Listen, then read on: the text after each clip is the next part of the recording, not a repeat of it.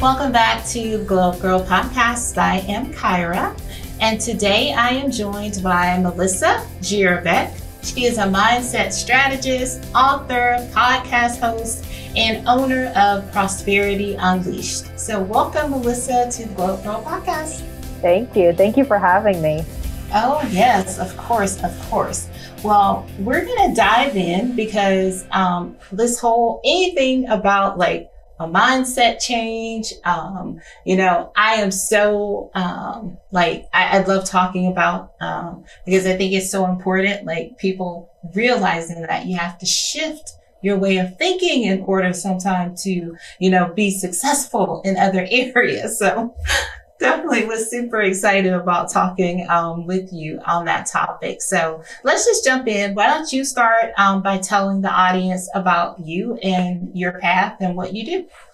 Sure. So I started my business last year, in January of last year, but my background is actually in healthcare. So I started off as a personal support worker and registered nurse. And one night I was working a night shift and my fiance came in and he had suffered a traumatic brain injury, amongst many other injuries. And that closed the door on my nursing career. And I ended up spending the next 6.5 years as a caregiver at home. Mm-hmm. And during that time, I started to rethink all of the things that I had previously believed. So I started to rethink, why was I never doing the things that I really wanted to do? Mm-hmm. I was struggling as a nurse. I wasn't able to handle it emotionally. I felt super stuck. And I started to ask myself, okay, what do you actually want to do? Right. And there were things like, I wanted to write a book. I wanted to travel. I wanted to do all kinds of things that I just hadn't been doing. Mm-hmm. And so I started setting goals for myself while I was helping my husband through his recovery. First it was, I'm going to write a book. And then it was, I'm going to travel to this place. And then it was, I'm going to do a bodybuilding competition. And mm-hmm. I started to realize that goal setting was just really powerful for me. Mm-hmm. And as I dived into the personal development space, I was just blown away by how much I was changing, how much I was healing. And I just really wanted to start a business in that area. And that's kind of how it started, was me just deciding I was gonna get going, and here we are. Awesome. No, I love that. So, you talk about, basically upgrading your thinking. And what do you think holds most people back from doing the things that they want to do? I think there's two things that hold people back. First, their beliefs. So mm-hmm. they'll believe that it's not possible for them. They'll believe that they're not capable of achieving or having or doing the things that they want. They'll believe that their circumstances are a barrier, that they can't because of the way things are right now. Mm-hmm. They'll be afraid of people's reactions or afraid of failure. Those beliefs hold a lot of people back, and those are self-imposed limitations. That's not actually a barrier. You just think it's a barrier. Right. The second thing I think that holds people back is their habits. So we operate in a habitual way. And if you want something bigger than what you currently have, you have to change the way you're operating. Mm-hmm. And that can be a difficult thing to do, to change right. the way you operate. Yes.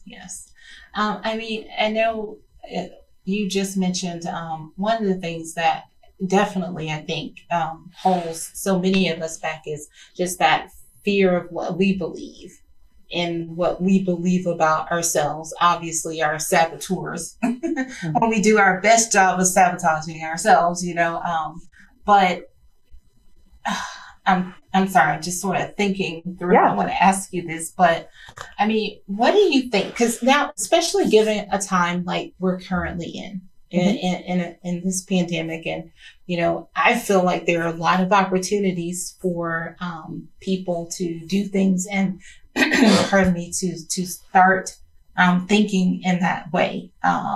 But I know that I've seen a lot of people still sort of be like, well, I mean, I don't know, or it's just, these feelings of uncertainty, that sort of stop people from taking that leap to do that thing. So what step, what would you say to someone who sort of is struggling? They might be struggling with trying to just put that first foot forward to make that change. I think the first step, if you're going to make a positive change in your life, is to really figure out what it is that you want. Like sometimes I think we're so focused on trying to do the right thing, the right next thing, but we're not actually moving in a direction. We're just doing stuff, right? Like if we need actually sit down and think about, what kind of life do I want to live? Like, I know I want to make more money. I know I want to be healthier. Maybe I want to travel. Maybe I want to live by the water. Maybe what is it that I want? Because if my actions are not taking me there, I'm never going to be fully happy. But I have to identify what it is I want first. I can't skip that step. Yeah. No, thank you. Thank you for that. I mean, I know it may sound simple, but I think that it's just so hard for a lot of people just to get to that sort of ground zero place of what you said. What do I want? What type of life do I want? So, yeah. And you're allowed to want more. Yes. Like you are allowed, it's not greedy. It's not selfish to want more. Like our spirit is for expansion and expression all the time. If you want more, it's because there's something inside of you saying, it's time for you to up level and go after more because you're capable of it, right? Yes. So you spoke about habits. How can someone switch from, say, a habit of fear to a habit of faith? Yeah. So a habit of faith means that you expect good things to happen. As opposed to expecting the worst. And a lot of times I think we expect the worst. We worry about the worst. We think about the worst. So if we want to expect good things, the basic step to start with is gratitude, developing a gratitude practice for yourself. So at first, you're going to have to consciously look for things to be grateful for.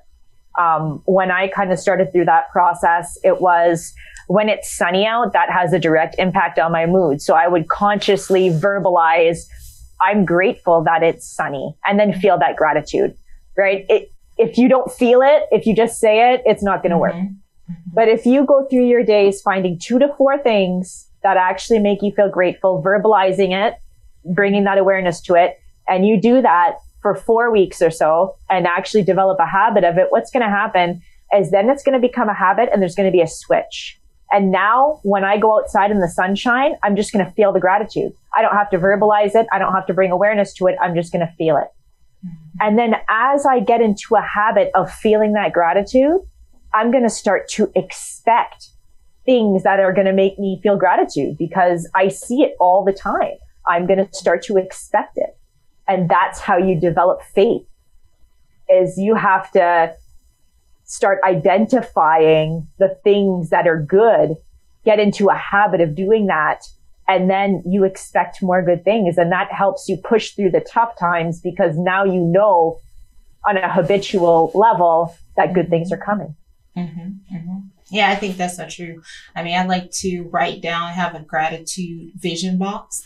And then like write down things, that I'm grateful for. And I agree with you. I think that, I think I told my mom maybe a week ago, I was like, I just have this feeling like I expect for something good to be happening. Like I know that it's coming and I'm excited about it and I'm thankful for it. And, I was like, but there's just this feeling that you, develop when you do live, I think, a life in gratitude, when you're always thankful for the good and the bad, because lessons come from things that don't feel so good, at the time when they're happening to us as well. Yep. Yeah, absolutely. So, so obviously say someone is taking that next step. They've, figured out this is what I want to do. So obviously the next steps are figuring out how to accomplish that. And, that is where goal setting comes into play. So talk about why you think goal setting is so essential in our everyday lives. So for me, I think goal setting is essential because that's how you create the life that you want to live. That's how you get the things that you want, right? So when you're setting a goal, you're making a commitment that you're going to go after one of the elements of your ideal life. That's something that I want, and I'm committing that I'm going to go after it.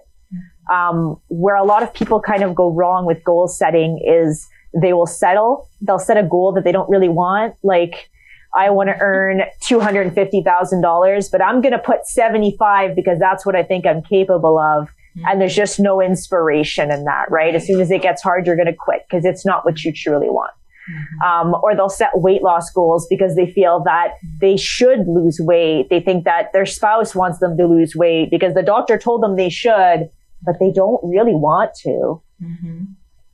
You can't do something you don't want to do. Exactly. As soon as it gets hard, it's not going to work, right? Yeah. So setting the right goal is really important. And once you get onto that path, then you can start kind of creating a plan for yourself. Okay, I don't know how I'm getting from A to Z, but what can I do right now to move towards it?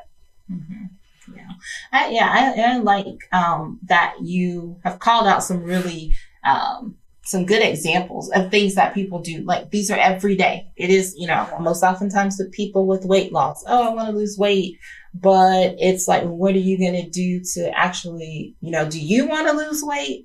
Or do you want to lose weight? Like you said, do you want to lose weight because you think your husband wants you, spouse wants you to lose weight, or your doctor said you need to lose weight? But it's not truly until you wake up one day and look in the mirror and go, ugh, or I don't feel good, I want to lose weight, that you're going to actually start to figure out what that looks like. And also, I think there's something to, like, just using the weight loss as an example, like finding things that you can do that help you to feel like it's not, if you don't like going to the gym, then, don't go to the gym. But maybe you find, you could do Peloton, or you could do Peloton workouts, or you can do something online that you really enjoy, because I like dancing. So I'm doing, like a Zumba routine or something. It's important to find the things that, that align to who you are and are things that that you can continue forth.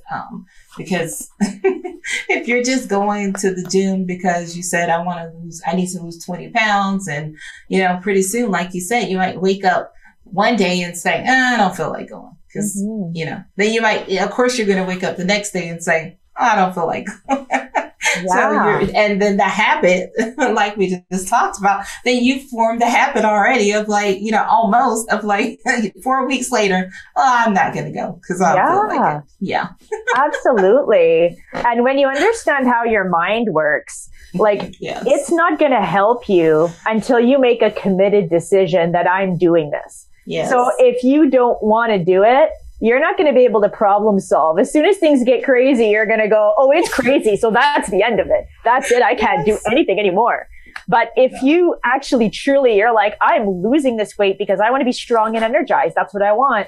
Then as soon as things get crazy, you're going to be like, it's fine. I'm going to take 30 minutes. I'm going to do a light strength and a yoga tonight. And I'm just going to start back fresh tomorrow, but I'm going to move. You're going to start problem solving because you actually want it. Yeah.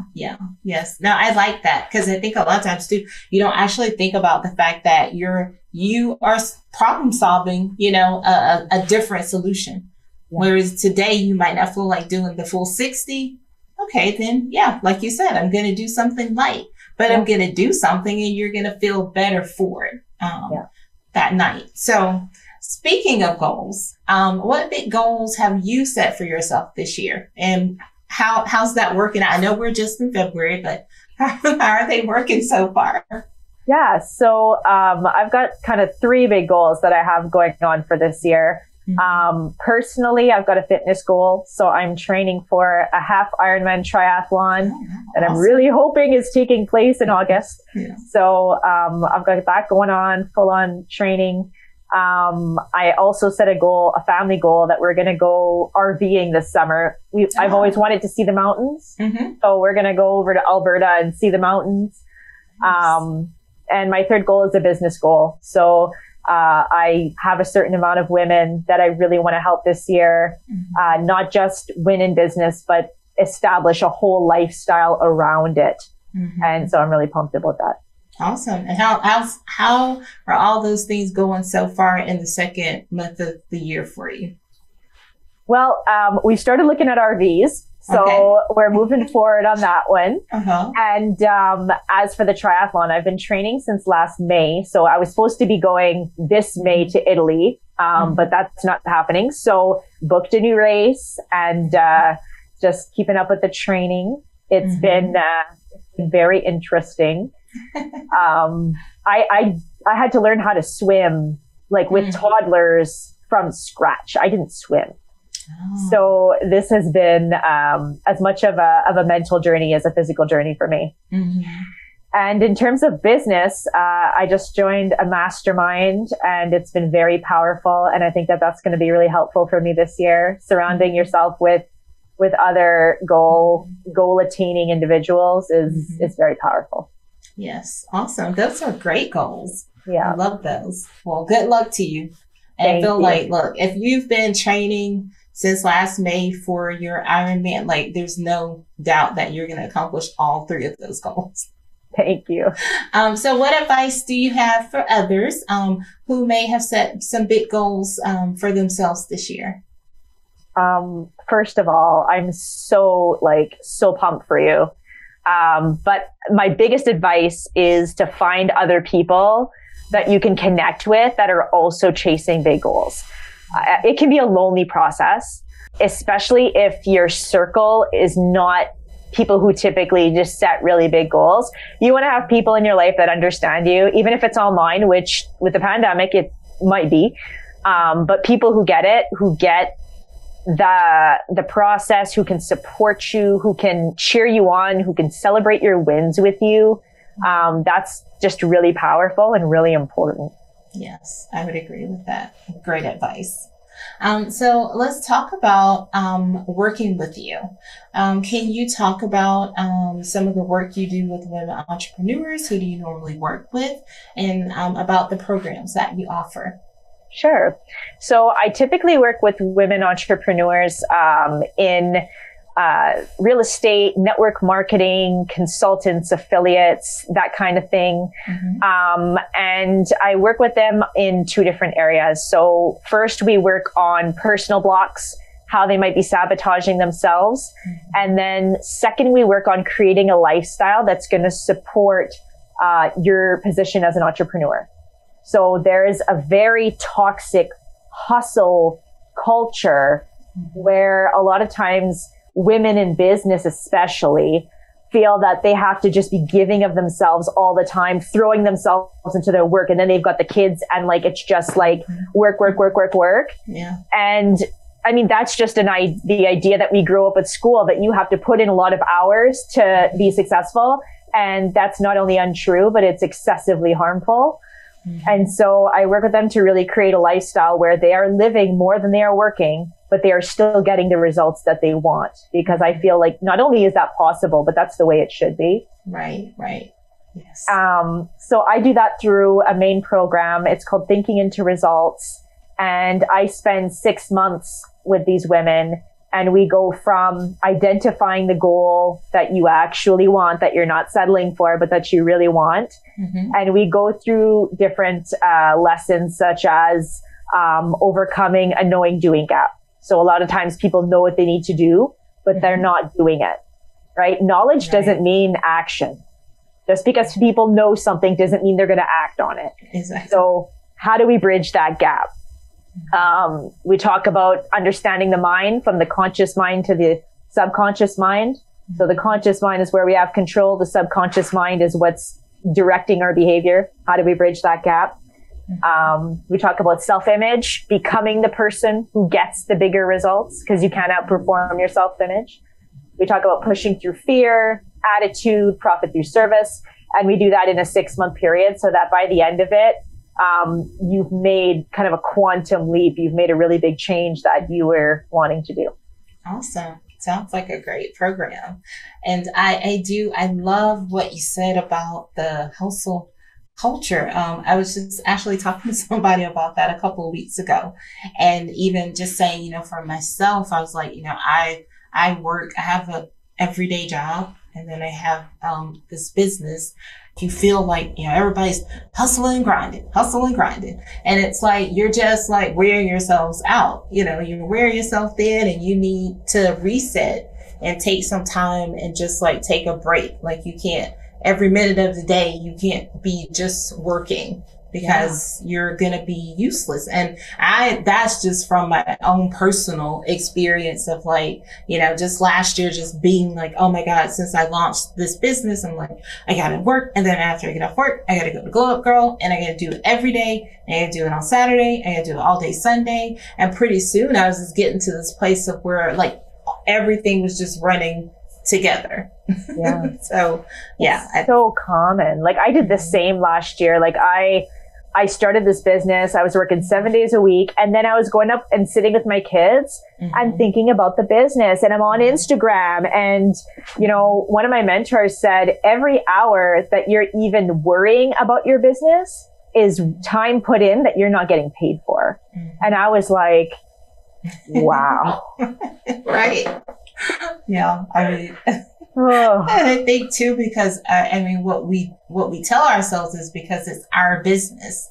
Yeah. I mean, that no, it's my business, it's my baby, I love it. But at the same time, you don't want to burn yourself out. You don't want to burn out on your passion and what your purpose is. So it was for me sort of finding that area of like every week, once a month, every weekend, I give myself the weekend off from like all jobs. Yeah. Yeah. That's huge. Yeah. Awesome. Well, let's move into one of my favorite parts of the show, 5 things with Melissa today. I think that it's always just sort of cool because, the people that come on to just sort of see like how you do things in your everyday. And I think that people can, obviously they're learning a lot from you in your professional space, but I think, your personal too, and how you deal with certain things really helps, the audience as well. So how does Melissa start her day? So for me, having been a caregiver for 6 years, I got used to not using an alarm clock, and I refused to wake up to one. So I let my kids wake me up. Okay. If they don't wake up during the night, I will wake up early to do my morning routine. But if one of them has been up, then I just let them wake me. And usually around 8:30, my husband will take over with the kids, and I go through a morning routine. So I start with script work. I write out a script of the person that I'm becoming, which evolves as I go. But I've recorded it on my phone and I listen to it. I write out power words that are like, maybe they're qualities I want to have. Maybe they're things I'm working towards. I'll do a short meditation. I read a chapter of a book that I'm reading, usually a personal development piece. And then I do a deck read, an intuitive deck read. And I run some aromatherapy while I'm going. And nice. That's how I fill my cup. It's not necessarily first thing when I wake up in the morning. I got toddlers, but has to non-negotiable. Yes. But I love how you like ease into the day. Like, but it's still early. I mean, you still do probably a lot before a lot of other people in the day. So how do you deal with challenging days? For me, like I've gotten into some really fantastic habits over the years, but if I'm having a challenging day, I have to go back to basics. So that's where I'm going to have to consciously look for things to be grateful for. And then also doing activities that put me in a better vibration. So I have like a personal toolbox of things that make me feel supported. because I know that I used to be in the habit of doing things like watching a sad movie, prolonging the feelings, like those kind of things. And so now I will do things like read a fiction book, like that's not for work, but just for fun. Watching a TV show that I like, steaming my clothes. There's something about taking wrinkles out of my clothes. I don't know. It gets my vibe up. Listening to music, dance parties with the kids, or even just sitting on the couch with them and like smelling that baby smell. That's it. I love that. I like it. You like, I don't know. There's just something like, I feel that way about vacuuming. Like, I don't know. Like when I vacuum, I'm just like, just seeing those lines in the carpet. I'm like, what? That's exactly it. Oh my gosh. Oh, okay. So, what's a project that you may be working on that you can share, if you can share, that you're excited about this year? I've got two. I'm part of a self-care series. It's called The Wellness Universe Guide to Complete Self-Care. It's a book series, and we're getting started on number 3, which is How to Achieve Anything. So really pumped about that coming out this year. And I'm also collaborating with someone on a self-care journal. Oh, and she's working on a part of it on cycles, like aligning with your cycle as a woman. The information is mind-blowing to me. So I'm really pumped about that project as well. Oh, yeah. That sounds very interesting. Yeah. Tell us about your podcast. Yeah. So my podcast was a stretch. That was a getting out of the comfort zone thing for me. So I started going live on social media. Just to give you some context, I used to be a person who was so self-conscious, I couldn't engage in conversation with strangers. I didn't know what to say, and I was so afraid of saying the wrong thing.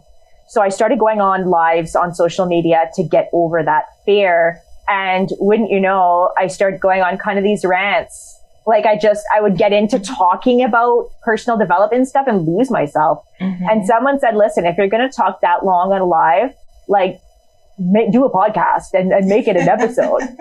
And I was like, no, I can't do that. Like, I can't do that. And one of the things I started doing at the end of last year was, if I don't think I can do something, I need to do it. So started the podcast at the end of last year, and I'm having so much fun with it, and really, really loving the process. Awesome. And lastly, how do you end the day?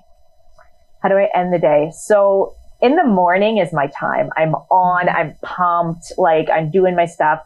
At the end of the day, I'm pretty fluffy. Like I'm just not super clear. So, my practices to unwind are super short. Sometimes I have an aura spray. Sometimes it's just like a little spritz. Aromatherapy is super powerful for me. So sometimes it's just that before I go to bed. Sometimes it's a short gratitude practice. If I'm feeling a little bit more pizzazzed, I'll do some journaling. But I usually try to make sure I'm doing a little something before I close my eyes and go to sleep to just let go a little bit. Yeah. No, I like that. That sounds great. Well, can you tell the audience how they can find you online or connect to you? Sure. So Instagram is my favorite platform. You can find me at MJ_mindset. And I've also got a lot of information on my website, which is melissajirovec.com. And the link for my podcast is on the Instagram, so you can catch that there. Awesome. And then I'll also drop all the links into the show notes so that people can find you there that way as well.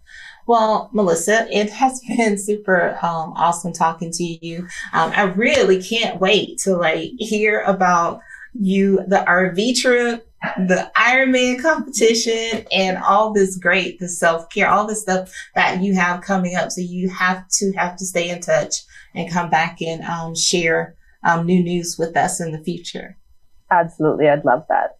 Awesome. Well, thank you for joining. Good luck this year. Thank you for having me. Much appreciated. Awesome. Well, stay tuned, everyone. I'll be right back.